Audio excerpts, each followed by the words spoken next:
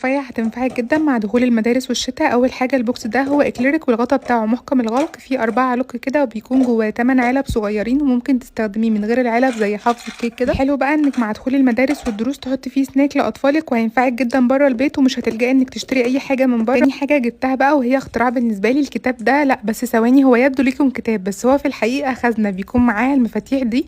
صدقيني بقى مش هيخطر على بال اي حد انك حاطه حاجتك فيه، ده غير بقى انك تقدري كمان تستخدميه كتاب ديكور كده في اي مكان. تالت حاجه بقى انا جبتها وهو طقم العلب التلاجة البورسلين ده. هو عباره عن طقم 3 قطع ب3 مقاسات مختلفه، بيدخل الميكروويف والفرن وغسالة الاطباق. تقدري تعملي فيه اي حاجه انت عايزاها، وكمان تقدري تستخدميه كحافظه للاكل في التلاجة، ولما تطلعيه بتسخنيه على طول. رابع حاجه انا جبتها وهي القطاعه دي بقى، هي خطيره بجد. معاها 3 اسلحه، واحد للجزر وواحد للبطاطس شيبسي وواحد للبصل. تركيبها سهل جدا بالطريقه دي. سميت الله وبدات اشتغل بيها، والطريقه بتاعها سهله جدا في الاستخدام، بتطلع الحاجه في ثواني وكمان بتكون مظبوطه جدا. هقدر اعمل شيبسي صحي في البيت براحتي بعد كده. حقيقي طلعت خطيره. كان لازم بعد كل ده ادلع نفسي مع دخول الشتاء واجيب مج حراري. جبت القمر ده، عايزه اقول لكم احسن تلي. انا عملت فيه نسكافيه وفضل سخن حوالي 12 ساعه. كل الحاجات دي انا جبتها من عند سمسمه كورنر. هعمل لكم منشن للبيدج بتاعها في الكابشن والحقوهم عشان بيتخطفوا.